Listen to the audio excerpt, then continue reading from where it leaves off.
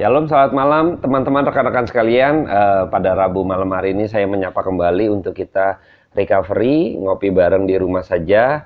Pada malam hari ini saya akan melanjutkan bagian mengenai ketika Tuhan bicara akulah roti hidup gitu ya. Nah, saya akan coba bagikan pada malam hari ini bagian keduanya gitu kan, untuk membahas pokok-pokok iman di dalam bagian ini yang cukup menarik gitu ya.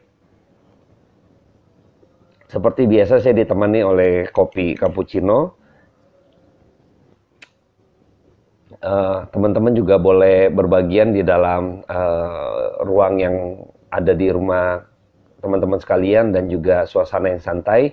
Tetapi kita tetap bisa menikmati kebenaran firman Tuhan dengan suasana yang juga kita boleh benar-benar pikiran kita rileks gitu ya, dengan suasana juga rileks, tetapi memiliki bobot daripada sharing pada malam hari, kira juga memberkati setiap kita. Sebelum kita mulai, saya akan berdoa buat setiap kita.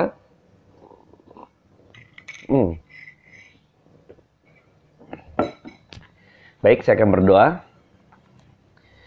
Bapa dalam surga, terima kasih buat kebaikan Tuhan pada malam hari ini yang boleh kami kembali dipertemukan dengan perkataanmu yang bersifat kekal. Kami ucap syukur karena firman Tuhan tidak henti-hentinya menyapa setiap kami. Tidak henti-hentinya memberikan kami satu pencerahan demi pencerahan. Tidak henti-hentinya terus memanggil kami untuk kami boleh bersekutu di dalam persekutuan yang sederhana dengan kami merenungkan kepada firman Tuhan.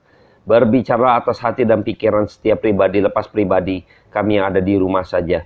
Hamba berdoa dengan segala keterbatasan menyerahkan setiap jam-jam ke depan ke dalam tangan Tuhan. Biarlah Allah beracara atas kami. Biarlah Engkau sendiri Tuhan yang berperkara, Engkau sendiri yang berbicara, dan Engkau sendiri yang mengurapi setiap hati dan pikiran kami, sehingga kami memahami kebenaran firman Tuhan pada malam hari ini. Kami menyerahkan waktu ke depan ke dalam tangan Tuhan, biarlah kuasa Roh Kudus bekerja atas setiap pikiran kami. Biarlah kami boleh semakin hari mengerti akan kebenaran-Mu. Hamba-Mu yang terbatas, kiranya Tuhan sendiri yang juga boleh pakai menjadi bagian daripada alat penyebaran pengkabaran Injil di dalam media sosial seperti ini. Terpujilah nama Tuhan, dengar doa kami. Dalam nama Tuhan Yesus Kristus kami berdoa dan mengucap syukur. Amin. Baik, teman-teman sekalian, saya akan bacakan di dalam Yohanes 6 ayat 32 sampai ayat yang ke-40 terlebih dahulu saya akan bacakan, nanti baru saya lanjutkan 41 sampai 43-nya.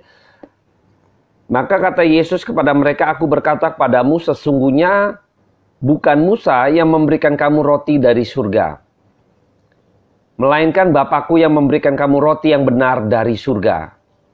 Karena roti yang dari Allah ialah roti yang turun dari surga dan yang memberikan hidup kepada dunia." Maka kata mereka kepadanya, "Tuhan, berikanlah kami roti itu senantiasa." Kata Yesus kepada mereka, "Akulah roti hidup, barang siapa datang kepadaku, ia tidak akan lapar. Ia tidak akan lapar lagi, dan barang siapa percaya kepadaku, ia tidak akan haus lagi. Tetapi aku telah berkata kepadamu, sesungguh pun kamu telah melihat aku, kamu tidak percaya. Semua yang diberikan Bapa kepadaku akan datang kepadaku. Dan barang siapa datang kepadaku, ia tidak akan kubuang. Sebab aku telah turun dari surga bukan untuk melakukan kehendakku, tetapi untuk melakukan kehendak Dia yang telah mengutus aku. Dan inilah kehendak Dia yang telah mengutus aku, yaitu supaya dari semua yang telah diberikannya kepadaku, jangan ada yang hilang, tetapi supaya kubangkitkan pada akhir zaman. Sebab inilah kehendak Bapakku, yaitu supaya setiap orang yang melihat Anak dan yang percaya kepadanya beroleh hidup yang kekal, dan supaya aku membangkitkannya pada akhir zaman. Nah, ini ketika itu Tuhan Yesus coba memberikan satu penggambaran gitu ya kepada orang-orang banyak yang pada waktu itu minggu lalu sudah kita bahas. Saya hanya review sedikit, saya akan mendalami yang mungkin juga nggak tuntas pada malam hari ini, tetapi paling tidak saya mencoba memberikan satu mengulik kembali gitu kan. Kita makin dalam sedikit demi sedikit untuk kita bisa pahami ada hal-hal penting di dalam tadi satu paragraf tadi yang sudah kita baca dalam Yohanes 6 ini mengenai kisah roti hidup gitu ya. Nah, ini nanti kita akan coba pahami hal-hal penting gitu ya yang di dalam nuansa kekekalan ya, yang dimana orang banyak itu sulit untuk mengerti, sulit untuk memahami bahwa Yesus adalah Tuhan ya. Jadi pada waktu ayat yang ke-32 Tuhan juga coba mengatakan kepada mereka bahwa bukan Musa yang memberikan roti, bukan memberikan roti dari surga gitu kan. Jadi mereka melihat bahwa nenek moyang kami gitu kan, pada waktu itu zaman Musa turun roti mana surgawi gitu kan, orang lihat itu dari surga tuh, karena dari atas turun ke bawah. Jadi itu roti dari surga gitu loh. Jadi Yesus justru bukan roti itu materi gitu loh. Mana itu materi. Sedangkan Kristus sedang membicarakan dirinya ini yang emang dari kekekalan. Dia ini dari kekekalan yang turun dari surga, ya dia. Bukan mana yang bersifat materi tadi, yang sebagai materi seperti daun, seperti makanan biasa gitu kan, roti-roti, benar-benar roti gitu ya. Jadi materi, bukan demikian. Jadi Tuhan ingin memasukkan dimensi yang sementara ini gitu ya. Mana kan sifatnya materi, sifatnya sementara. Dia coba untuk masuk di dalam dimensi yang lain, yaitu dimensi kekekalan, yaitu dimensi rohani. Mencoba untuk memberikan satu pandangan bahwa mana ini adalah materi, ini adalah dimensi kesementaraan. Tuhan sedang membicarakan dimensi yang sifatnya kekal atau dimensi rohani, yang mana ini kelihatan jasmania gitu. Ini yang tidak kelihatan, yang bersifat kekekalan. Ini Tuhan sedang memberikan pandangan untuk berpikir kepada dimensi yang lain, yaitu dimensi kekekalan, dimensi rohani.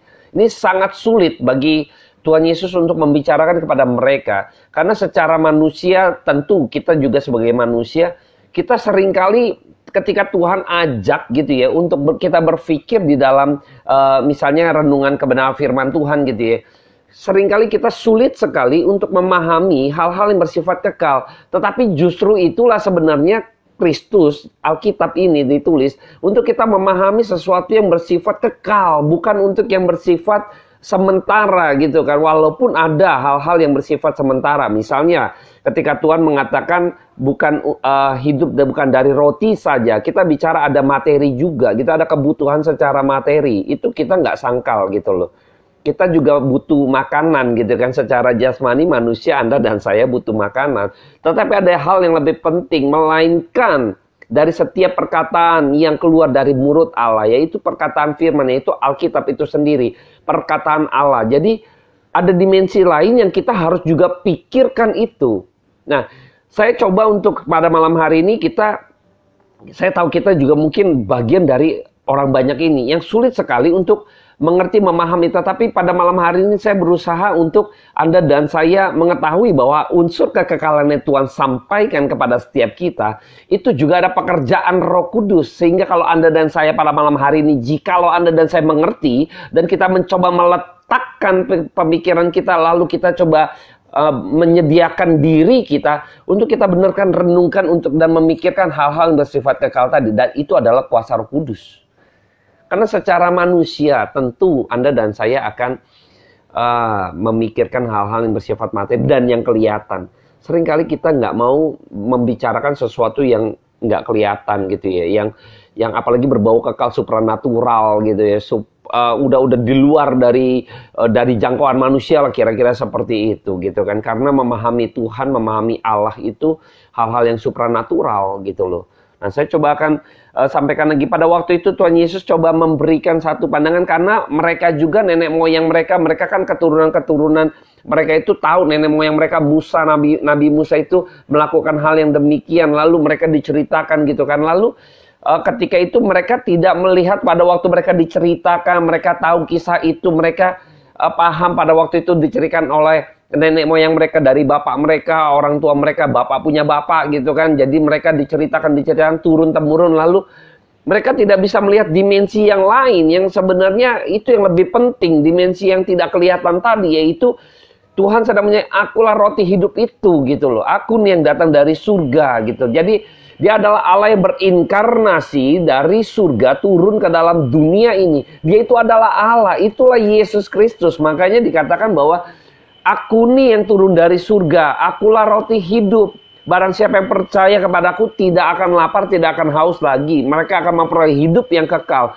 Jadi ketika itu Tuhan sedang membicarakan dimensi yang tidak kelihatan tadi, yang Anda dan saya juga hari ini harus berpikir juga, menyediakan waktu dan benar-benar kita harus berusaha memikirkan hal-hal yang bersifat kekal tadi. Karena dimensi ini dimensi yang nggak bisa lepas dari kita secara manusia.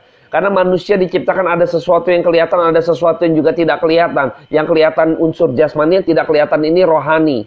Nah kita juga nggak bisa lepas dari hal itu. Makanya dalam setiap kepuasan jasmani tidak akan pernah memberikan kepuasan yang sesungguhnya. Karena apa? Manusia diciptakan ada unsur jasmani yang kelihatan dan tidak kelihatan.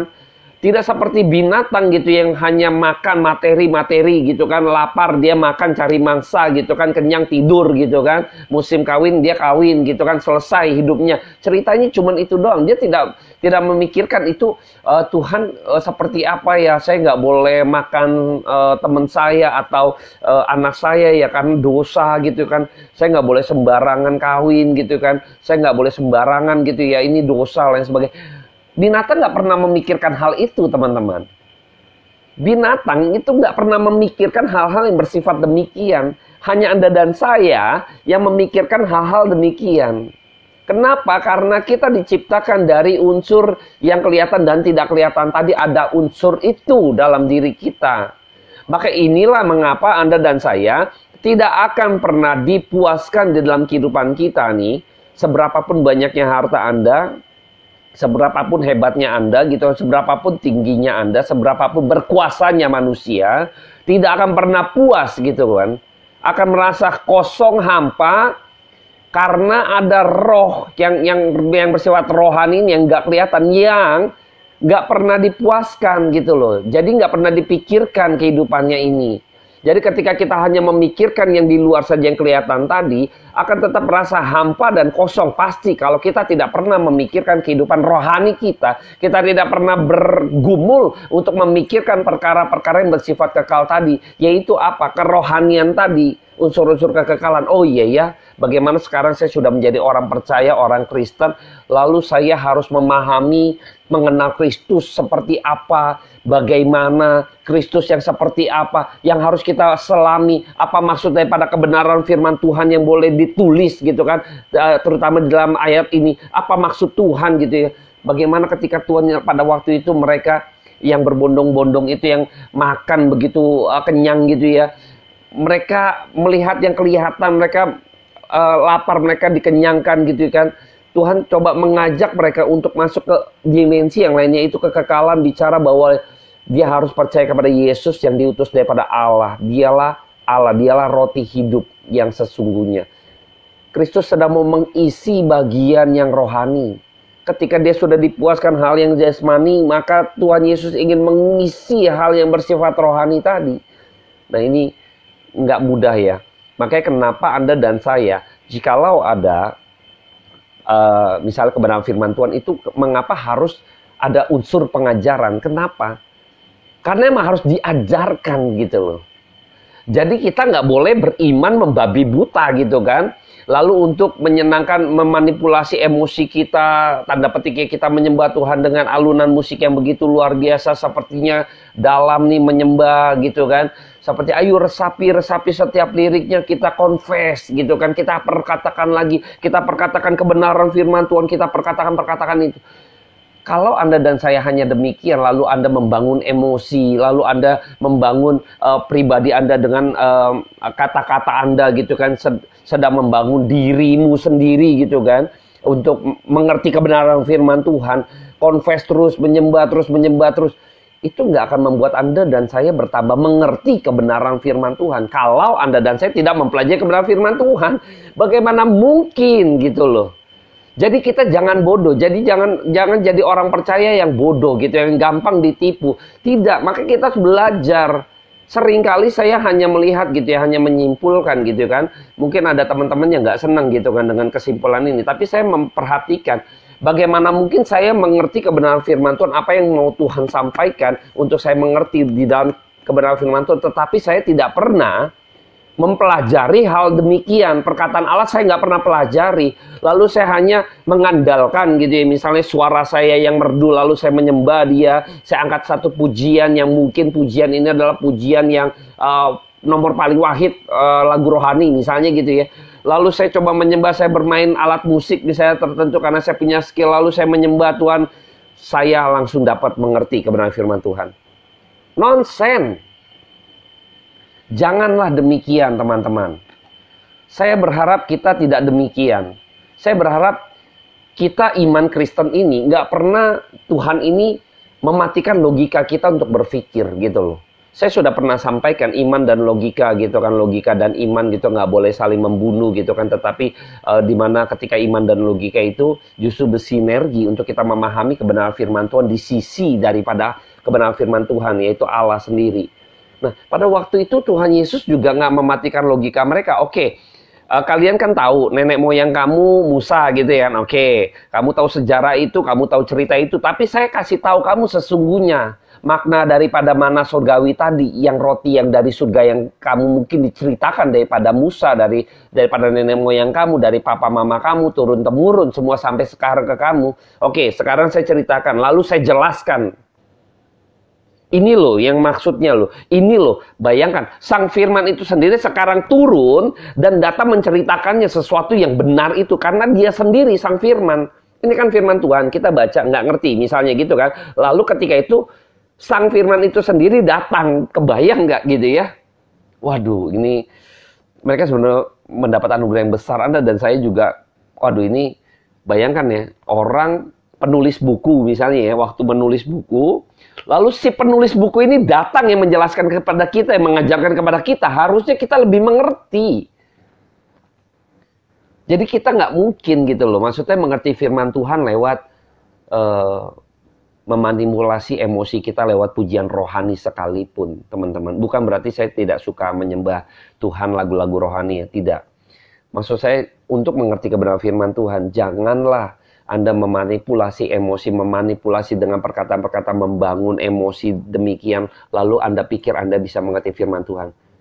Anda harus belajar firman Tuhan. Anda harus pakai pikiranmu, engkau harus paksa pikiranmu, engkau harus bergumul begitu rupa untuk memahami kebenaran firman Tuhan. Saya dorong untuk itu. Saya dorong untuk itu. Minggu lalu di dalam mungkin channel-channel YouTube saya yang lain ada sesi di mana ketika kenapa Tuhan Yesus memakai perumpamaan gitu ya. Nah, teman-teman bisa lihat di sana, nanti saya kupas gitu kan. Ya Tuhan pengen kita juga berpikir gitu loh. Nggak sembarangan. Nah, kayak jadi orang Kristen yang sejati itu nggak sembarangan, mikir.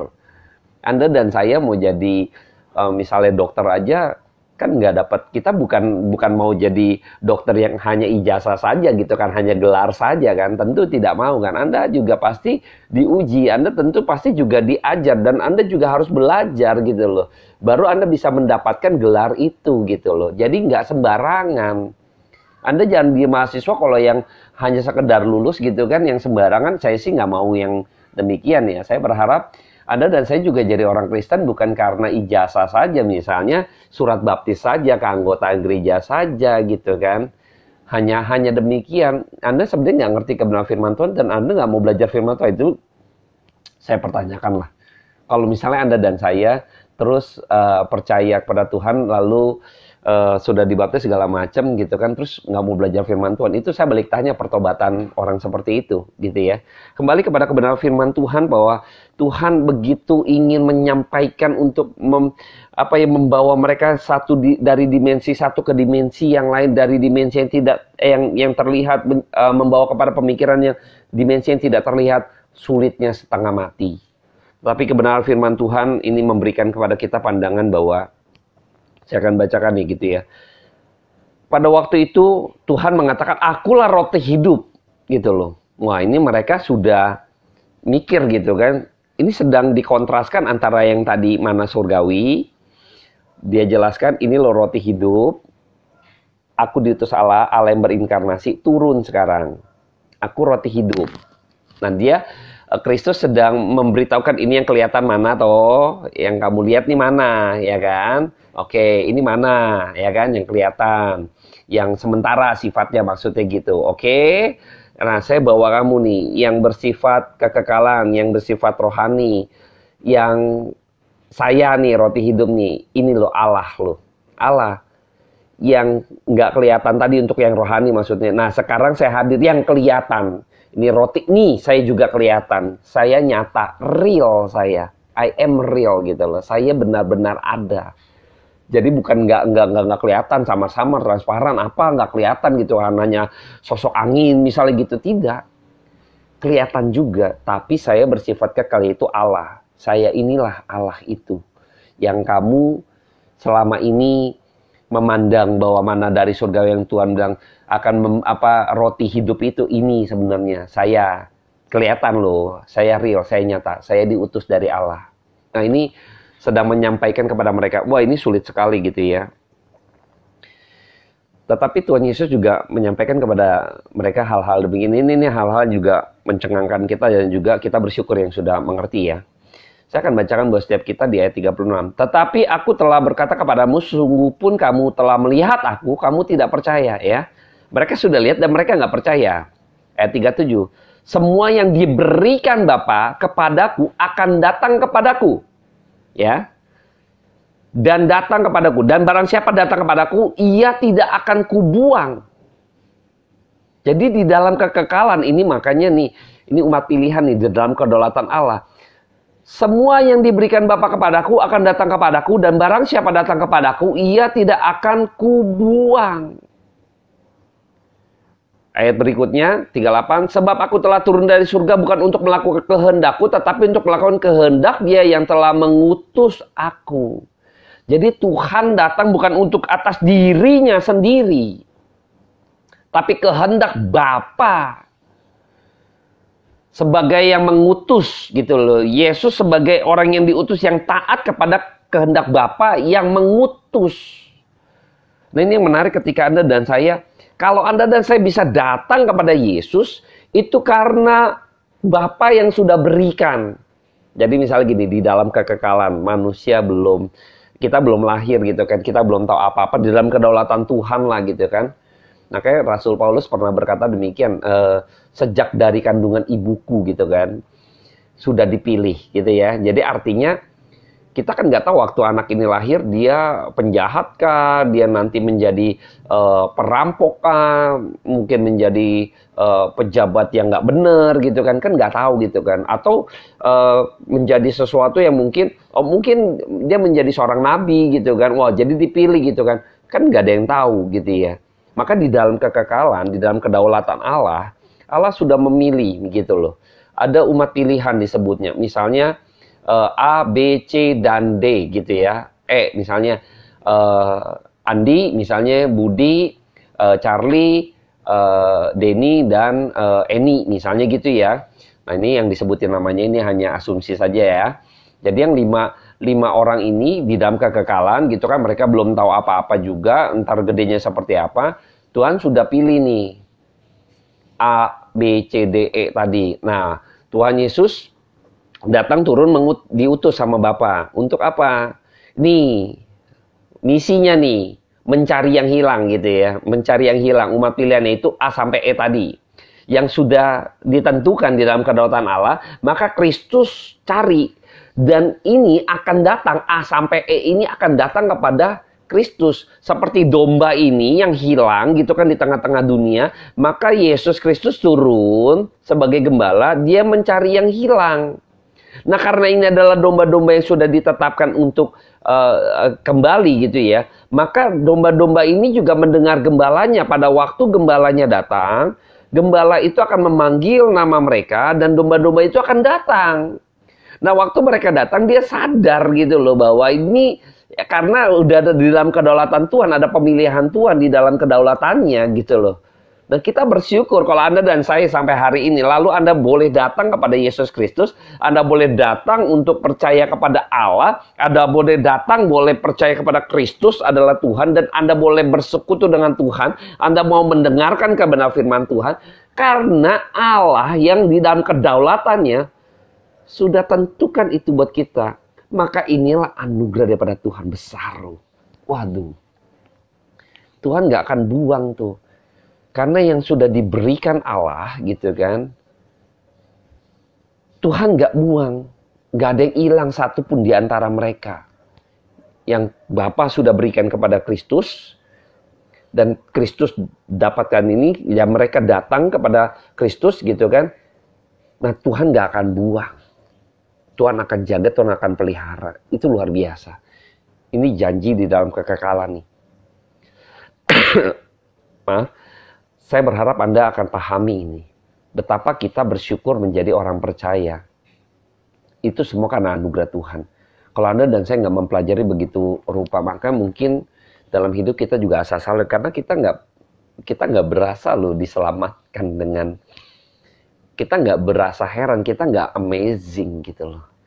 Jadi makanya kita ya biasa-biasa saja. Biasa kan orang kalau nggak ada sesuatu yang amazing, dia meresponnya juga biasa saja. Tetapi kalau Anda dan saya memahami kebenaran firman Tuhan, pelajari makin amazing lagi, melihat lagi amazed, wow.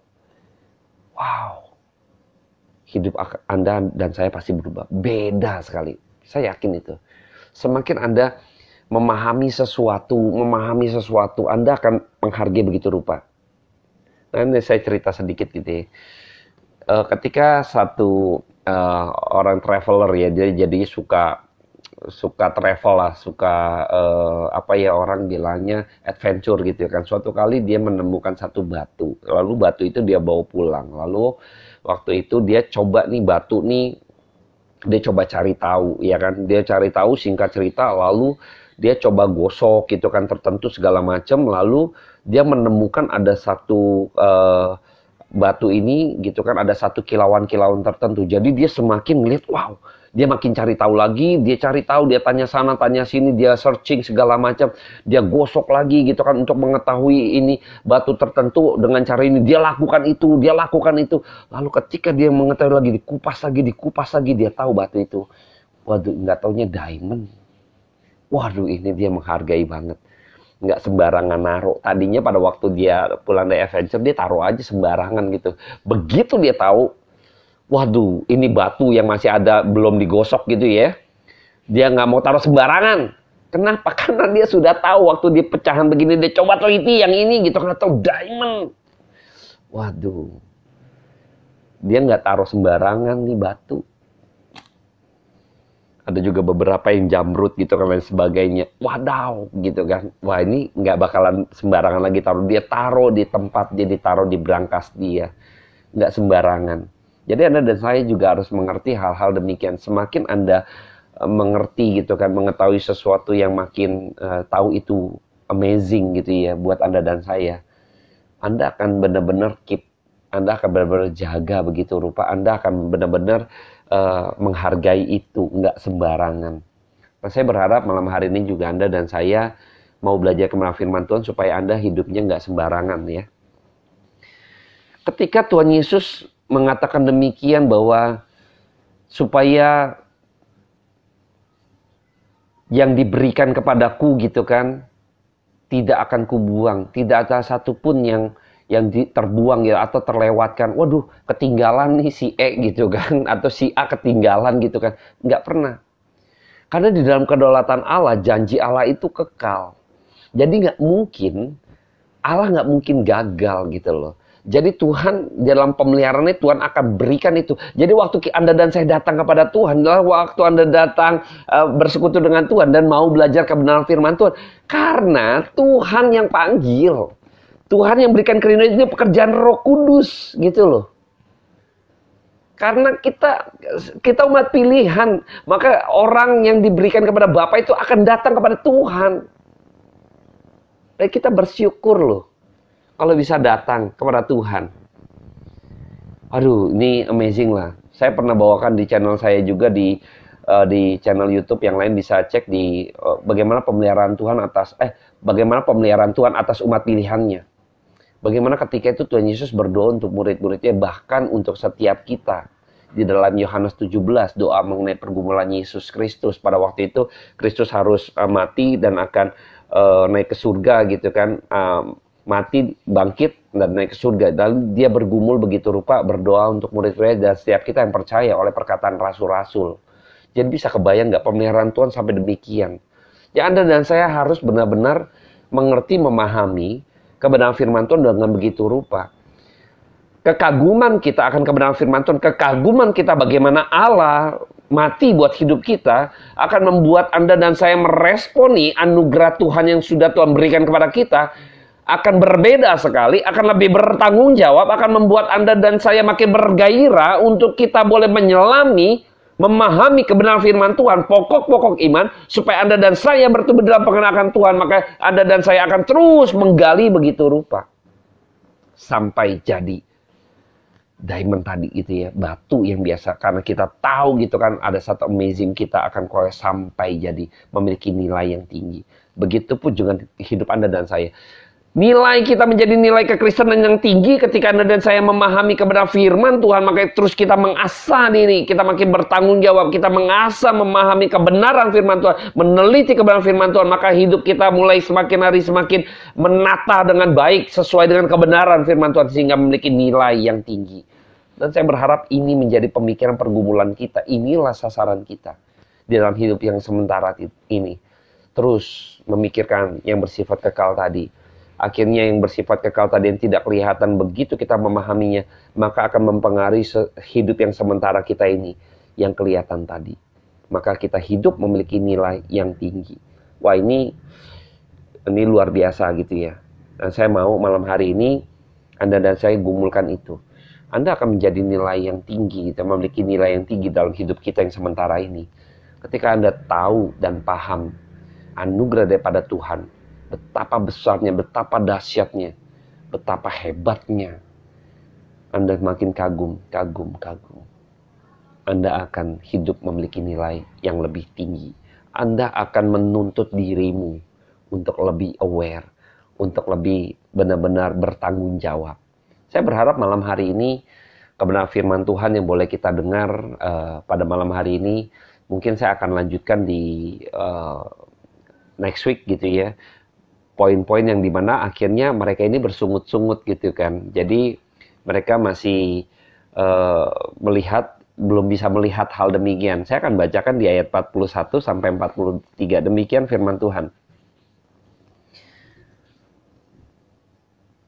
Maka bersungut-sungutlah orang Yahudi tentang dia karena ia telah mengatakan, akulah roti yang telah turun dari surga. Kata mereka, bukankah ia ini Yesus, anak Yusuf, yang ibu bapaknya kita kenal? Bagaimana ia dapat berkata, aku telah turun dari surga? Jawab Yesus kepada mereka, jangan kamu bersungut-sungut. Nah ini kesulitannya ya. Jadi orang banyak ini kan kenal gitu ya, kayak tetangga gitu ya. Lah ini kan Yesus, ini bapaknya Yusuf, bapaknya kita kenal kan. Loh kok dia bisa ngomong dia dari surga nih? Nggak bisa masuk ya. Jadi seakan-akan tuh, nah ini ya seringkali nih mereka membatasi logika mereka. Jadi logika mereka mati gitu sebenarnya. Mereka nggak bisa memandang gitu karena ya itu tadi, mereka masih mindsetnya itu, pemikiran itu masih materi. Tuhan mau bawa kepada satu dimensi yang lain, dia susah. Nah, dimensi yang tidak kelihatan ini akhirnya Anda dan saya bisa ngelihat misalnya, bisa memahami, lalu kita bisa mau mengetahui, itu karena yang tadi anugerah Tuhan tuh. Yang Tuhan berikan akan datang kepada Yesus Kristus. Setiap jiwa-jiwa, setiap pribadi-pribadi yang di dalam ketetapan, di dalam kedaulatan Allah, yang sudah Tuhan tetapkan, maka akan datang kepada Tuhan. Waktu Tuhan Yesus berbicara ini, maka kita akan mendengarkan dia. Kenapa? Karena kita adalah domba-dombanya, akan mendengar gembalanya. Kita akan datang kepada gembala. Domba akan datang kepada gembala. Yang kita bersyukur, artinya Anda dan saya nih umat yang sudah ditetapkan oleh Allah, umat pilihan Tuhan. Ini ada kemungkinan maksudnya ini Anda dan saya bersyukur aja gitu ya. Kalau Anda dan saya mau mendengar kebenaran firman Tuhan, ini menjadi tanda gitu kan, bahwa ini kita nih pribadi-pribadi yang di dalam kedaulatan Allah mendapat anugerah daripada Tuhan. Ini harus kita syukuri. Jadi saya rindu gitu kan, kita bayangkan mereka sulit tuh. Banyak orang, saya menginjil beberapa orang gitu ya, ada yang mereka sulit terima. Bagaimana mungkin Yesus Kristus, Nabi Isa Al-Masih yang dikenal oleh agama lain gitu kan, dia 100% manusia, 100% Allah, tidak bisa. Kalau dia Nabi, oke, kita akui misalnya dia Nabi Isa misalnya. Tetapi untuk dia Allah, oh nanti dulu, dia bukan Allah. Nggak mudah, nggak gampang. Anda dan saya kalau misalnya bisa percaya demikian pun, itu karena anugerah Tuhan. Pekerjaan Roh Kudus akan membawa kita mengerti hari lepas hari. Maka saya berharap, yuk mari kita sama-sama renungkan kebenaran firman Tuhan. Yuk kita berdoa mohon Roh Kudus tuntun. Mungkin kita nggak terima gitu kan. Tetapi pelan-pelan Roh Kudus akan ajarkan. Yang penting kita memiliki hati yang mau taat dulu. Hati yang mau dibentuk dulu. Itu yang paling penting. Jangan dia langsung mematikan logika kita. Sehingga iman kita juga, logika kita membunuh iman kita gitu loh. Saya berharap pada malam hari ini dengan kesederhanaan biarlah bisa menjadi satu pemikiran yang sama-sama kita berpikir dan menjadi berkat buat setiap teman-teman sekalian. Biarlah pada malam hari ini kebenaran firman Tuhan yang mungkin belum bisa tuntas gitu ya. Tapi minggu depan coba kita akan bahas lagi. Malam hari ini saya tutup sampai di sini. Kiranya Roh Kudus terus menuntun dan memimpin setiap kita. Dan yuk mari sama-sama kita pahami kebenaran firman Tuhan supaya kita makin amazing atas anugerah daripada Tuhan, sehingga hidup kita memiliki nilai yang kita makin bertanggung jawab sungguh-sungguh hidup di dalam kehidupan yang sementara ini untuk menjaga di dalam kebenaran firman Tuhan. Saya akan berdoa buat setiap kita. Bapa dalam surga, terima kasih buat kebaikan yang Tuhan berikan pada setiap kami. Karena kami boleh mendengar kebenaran firman Tuhan, itu pun oleh karena anugerah daripada Tuhan. Dan kami bersyukur kalau Tuhan memberikan kami pandangan berbeda lagi, pencerahan lagi untuk kami memahami. Makin kagum Tuhan akan kebenaran firman Tuhan yang membukakan kami. Sehingga kami amazing Tuhan. Terhadap anugerah Tuhan yang begitu besar, betapa bersyukurnya kami Tuhan. Menjadi bagian di dalam kebenaran firman Tuhan. Menjadi bagian di dalam kedaulatan Allah di dalam kekekalan-Mu Tuhan, sebagai umat pilihan yang berbagian di dalam kebenaran-Mu Tuhan. Terima kasih Bapa untuk anugerah-Mu yang begitu besar. Hamba-Mu menyerahkan jiwa-jiwa yang ada di rumah saja ke dalam tangan Tuhan. Kiranya Tuhan memberkati setiap mereka, agar mereka semakin hari kagum akan Tuhan dan makin cinta akan perkataan-Mu yang bersifat kekal. Terima kasih Bapa. Dengar doa kami. Dengar doa kami semua Tuhan Yesus. Di dalam nama Tuhan Yesus Kristus kami mengucap syukur. Amin. Oke, terima kasih teman-teman atas bisa diluangkan buat pada malam hari ini recovery ngopi bareng di rumah saja. Saya akhiri, tetap semangat dan jangan lupa terus belajar kebenaran firman Tuhan.